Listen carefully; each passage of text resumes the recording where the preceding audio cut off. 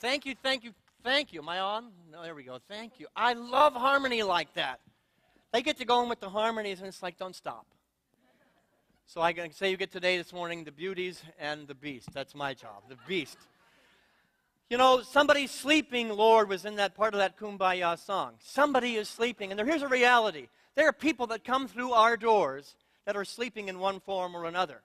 If we deal in the realm of consciousness, that's what we're all about in Unity. And there are people that walk in our doors that are seeking something because they've gone unconscious. They need to be reminded. They need to remember the truth of their very being and their essence. But so many people that come here are looking for a magic pill. And I've been dealing a lot over the last year with kind of rebelling against the culture of our current country, our current humanity that's all about, give me the magic pill. There's so many people, I see Judy smiling because she's right there with me. We go to the doctor and say, just give me the magic pill to go away. They are asleep to their own divine faculty to heal their own body by what they're putting into their body. But no, just give me the pill to make the effect go away.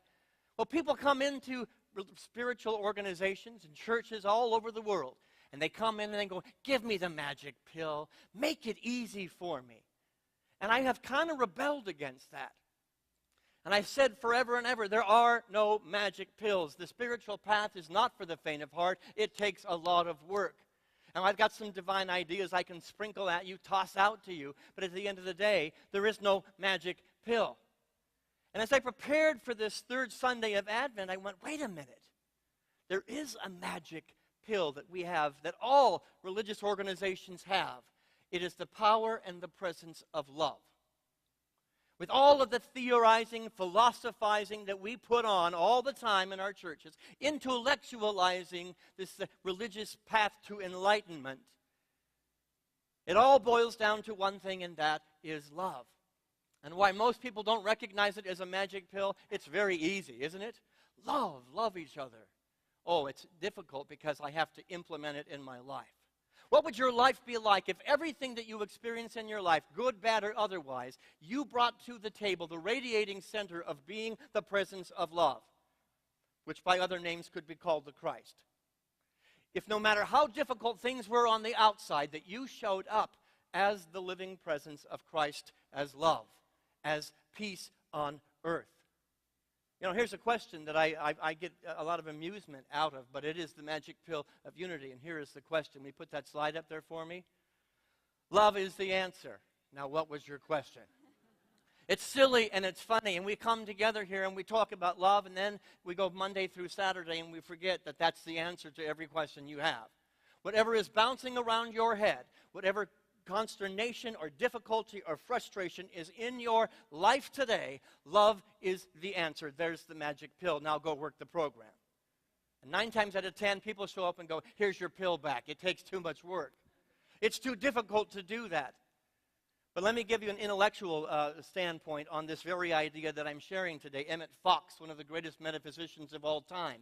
Here's what he had to say. I invite you to try and read this with me. Let's put that slide up there.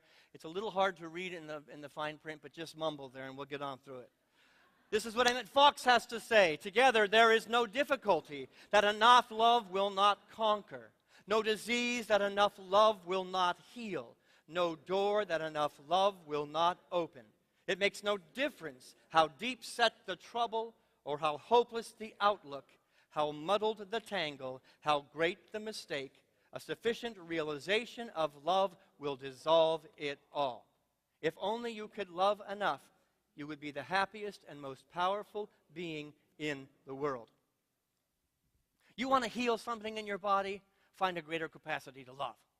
If you're dealing with something, don't go get the magic pill from the doctor. Yeah, go spend the time to be in the doctor. Let him take care of the effects, but let love take care of the cause. Love will get to the root cause and dig up the roots. There's some part of you that is not vibrating at the energy of love. Go find what that is. This holiday season, if you're going through looking at your bank account, not too pleased with the numbers that you see, love the bank account into a greater sense of prosperity. That's counterintuitive to the human ego. That doesn't make any sense. It makes all the spiritual sense in the world. And spiritual things, St. Paul said, must be spiritually discerned. You're having a difficult relationship. Somebody's showing up as an SOB in your life. love that person to a greater degree. You will heal the relationship. One of two things happens. They will either leave your sphere or they will transform before your very eyes. I shared in first service that many times there are people that come here who are asleep. Someone's sleeping, Lord, come here. Love, come here. But what we typically do in any environment, whether it be a church or work or in the traffic, somebody's sleeping, Lord. Darn that idiot. Curse that person. Judge that person. And so what we practice on Sunday morning gets put on the shelf until next Sunday morning. And Monday through Saturday, we're in judgment, we're in anger, we're in frustration, we're in resistance, we're in a system of duality. Love is only in a system of oneness.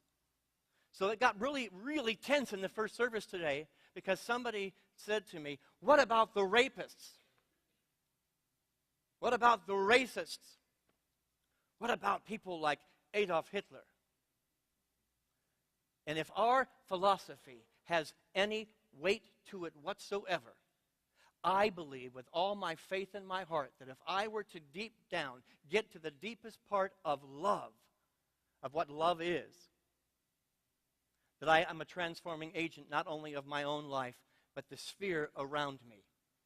That vibration is the most powerful force on the planet. And when I can live and breathe and speak and think from that place, the people around me transform. So rather than judge the evil people that I have judged as evil, let Caesar take care of the consequences for horrible actions. But let me take care of God's business.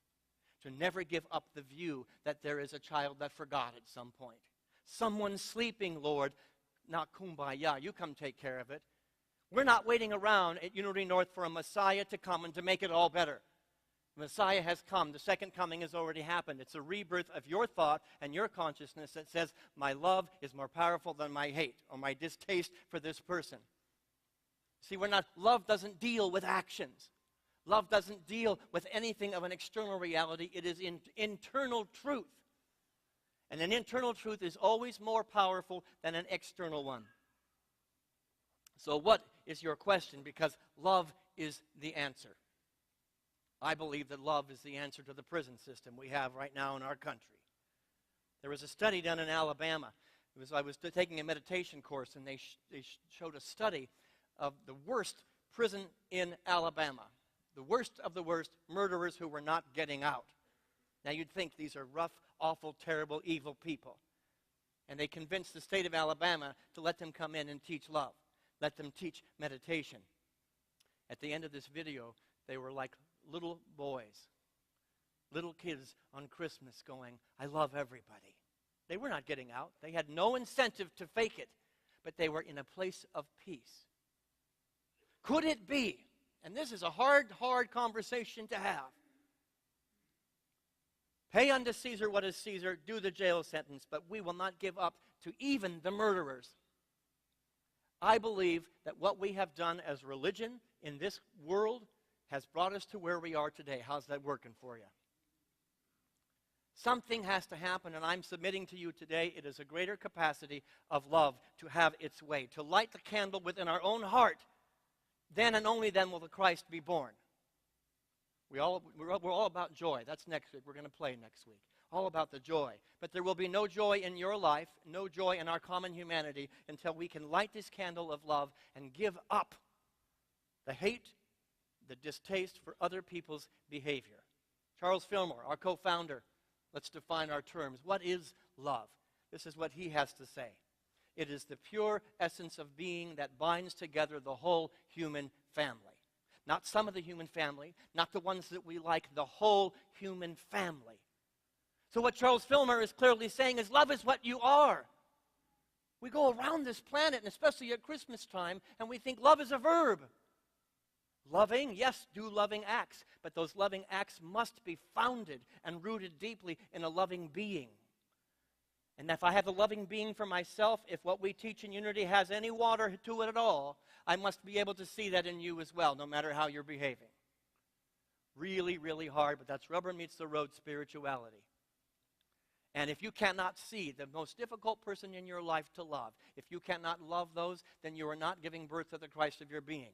Our great example, who walked the face of the planet, we celebrate Jesus the man and the Christ awareness that he had, born in, through, around, and as him. What did he do? He crossed the boundaries to the unlovable world. He crossed to those that were the throwaways, the dregs of society, those that were evil in their behavior, that were doing things. He crossed the boundaries and he says, I will be love for everybody. You want Christmas to happen? Don't wait till the 25th. Don't wait for a miracle man to show up and make it all better. Let the second coming happen in your heart today. By leaving this space and this time and going to that person who is unlovable and find some way to love them, to light that candle within your own heart and to be the Christ. Go ahead and clap for it. Because that love itself is the pure essence of being that binds together the whole human family. So the question that you ask may not be your individual question. Love is the answer. Now, what was humanity's question? How do we fix the divide? How do we fix the problem? How do we fix the messed up world that we sometimes see around here? By quit judging it as messed up and let me move and shift my attention to be love more fully, more readily, more passionately. So you can tell everybody that when you go home today, your minister said to go love more passionately. Those who saw the Christmas play a couple weeks ago, Harry Hammer, loved that too. Love is what you are. You can demonstrate a loving nature, but it must be contextualized by a loving state of mind and a loving being. So when the person who is asleep, somebody's sleeping, Lord, comes in the back of the room, you don't have to say anything for them to realize there's love here. The holy, sacred container. Now, I don't mean to be dramatic here, but we say everybody is welcome here. Everybody is welcome in this space. And when people are hurting, they act out in dangerous ways. When is an animal the most dangerous? When it's in pain.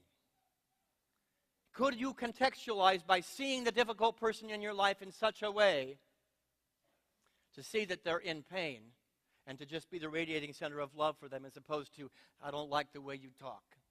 I don't like the way you look. I don't like the way you think. I'm afraid of you. Keep yourself safe. Keep a distance. But love transcends space and time. I can love you from a distance and keep my safety, but never, ever, ever give up the ability to love that person back to health. And I believe that our humanity is screaming for a greater capacity of love from us. And so we're at Christmas time, great. It comes right to the forefront of our face saying, look at me. I want the Christ to be born. Well, good, then be more loving. What is your question? Let love be the answer. You know, we teach in Unity that we don't talk about God as loving, because that's describing an entity separate from us. It's saying, oh, a loving God, which has inevitably in it, in our history, a not-so-loving God, which is all over Holy Scriptures since the beginning of time. Unity, it says, look beneath the surface of the Scriptures. Look beneath the surface of your own judgments. Look beneath the surface of the behaviors and the expressions. And find a greater capacity to love. We follow the example of the man that we follow, who didn't know God as loving, but knew God as love itself. And that transcends language, it transcends learning, it transcends words, it transcends relationships, it transcends celebrations, and it transcends difficulties. It is love itself. When you're feeling that love and vibrating there, that's God. How many times a week are you feeling God? Pay attention to what you're paying attention to. Where is your mind? Turn the other cheek, face a different direction. I choose love. I choose love. And a little bit of the Christ is born. Yet we as a human race have missed this reality, especially at the holiday season, celebrating the birth of the Christ. We're looking for love everywhere but within. We're looking for love in all the wrong places. They wanted to know if they should do the song. I said, oh, we'll skip it today. I'm saying that the world has come to a place of being like hungry ghosts. The Buddhists teach a system of hungry ghosts. And I say we're like little Pac-Men. I need more love. I'll get love from my relationship.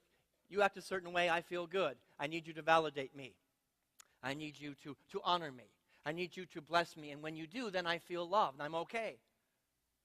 That's a perpetual hungry ghost. It is an unquenchable thirst that cannot ever, ever be assuaged. When you're looking for love and anything in an external reality, you're never going to get there. One of the books that we love here at Unity is called The 5 Love Languages. It's a great, wonderful book and has changed a lot of lives. But as I examine the 5 love languages, they're all externally motivated. Every single one of those has to do with gifts in kind.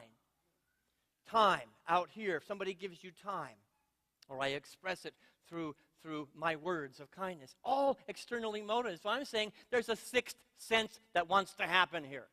You have an internal spiritual ESP, an extrasensory perception. It is the love language that transcends any doing. It is the language of being the veritable presence of love.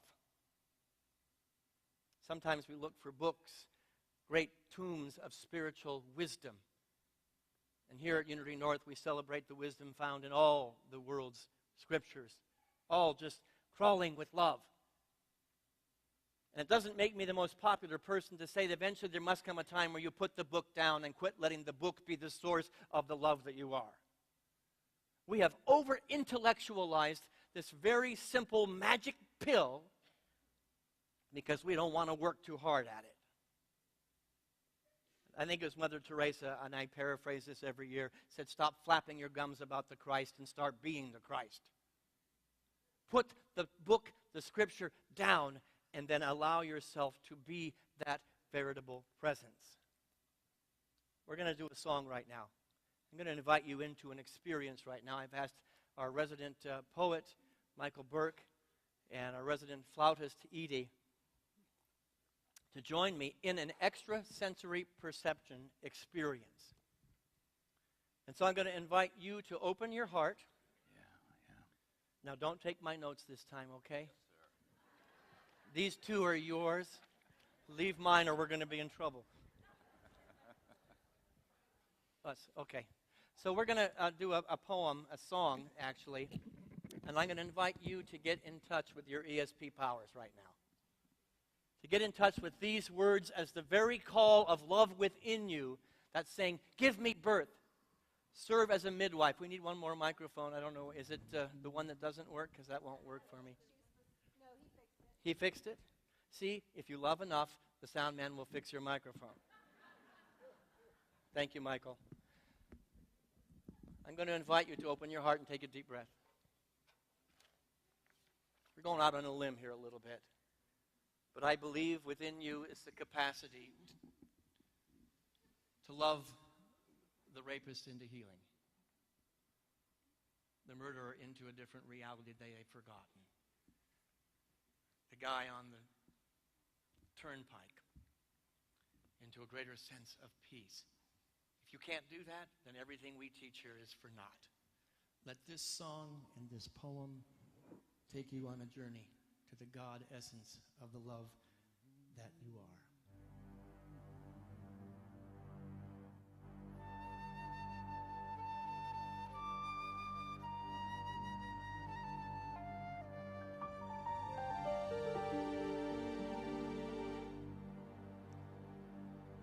If love were a bird, I would stroke her bright feathers and watch her fly free across the still of the dawn.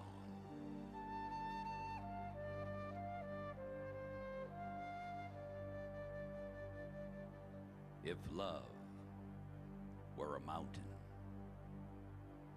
we'd gather around her and bathe in her silence, her power, her core.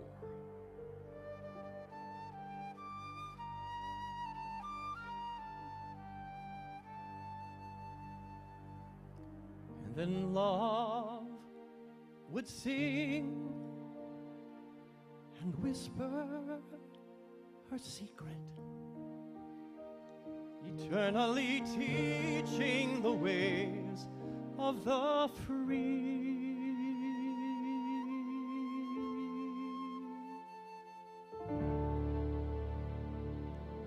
In my mind, I can see her. I hear her.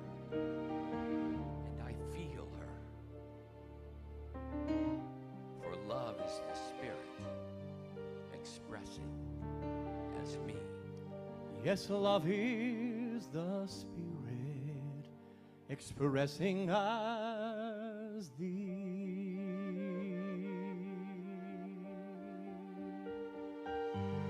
If love has her freedom and finds her expression, surely goodness will grow like a flower in bloom.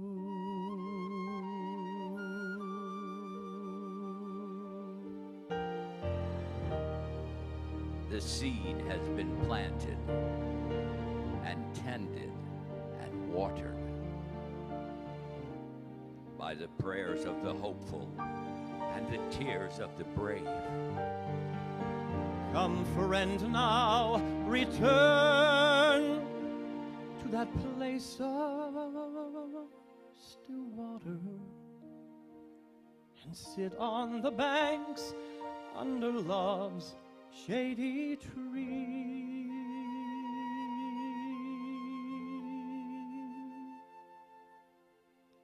In my mind, I can see her, I hear her, and I feel her.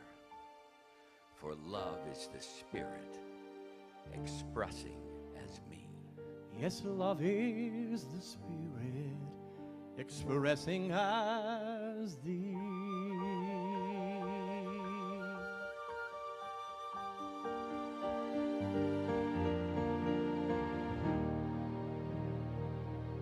Some call me a dreamer. Some call me a seeker. One who follows his stars on a quest for the truth. But every believer holds a deep hidden memory of a time when the earth was a flower in bloom.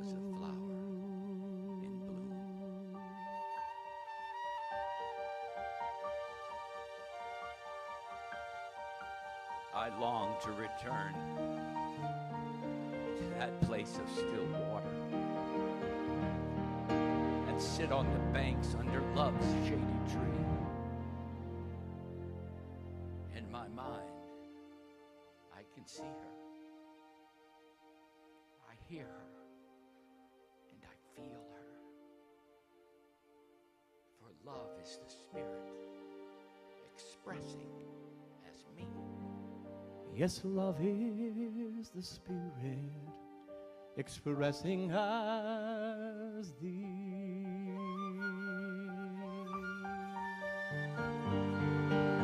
Come, friend, now return to the love that's within you, and let your soul rest under a place of deep peace.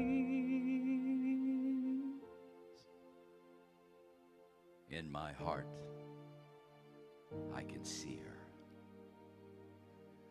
I hear her, and I feel her. For love is the Spirit expressing as me. Yes, love is the Spirit expressing as thee. Love is the Spirit expressing as me.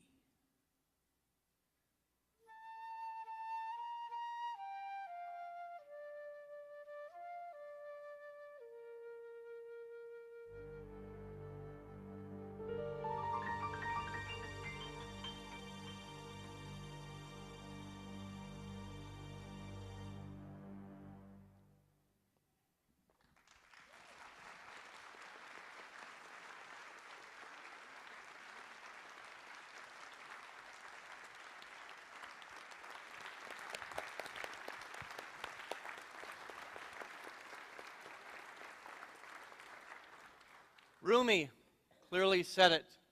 By the way, I feel so blessed to be in the presence of such talented people who are willing to play Rumi said this, please join me. Your task is not to seek for love, but merely to seek and find all the barriers within yourself that you have built against it. To find love, we simply have to remove the preconceived notions and judgments, the trainings of what love is, of who is lovable and who is not. We learned it from our teachers. We learned it from our parents and our grandparents. We learned it for people in churches. And I'm saying the time for the Christ to be born is to let go of all of those preconceived notions and expose the blocks within us that says this is an exception to where I can find the face of God. This is where I made an exception, no more. Those old paradigms do not work. Love the unlovable. Jesus, our master teacher, demonstrated it, showed it, lived it, and we come together on Christmas and we sing our Christmas songs, and then we go Monday through Saturday back into loving, not loving the unlovable. And you know exactly who I'm talking about. Jesus and the life of consciousness that we celebrate at Advent gave us a new commandment. Clearly states everything I've taken so long to say today. He says in the book of John, chapter 13, verse 34, "A new commandment I give you." A new commandment. There he's clearly saying it. The old paradigm doesn't work anymore. The old stinking thinking doesn't work anymore. Someone's sleeping, Lord. It's been us. Someone's sleeping. Come by here. Let me be the veritable presence of the Christ. And then let's read it together. A new commandment I give you. Love one another.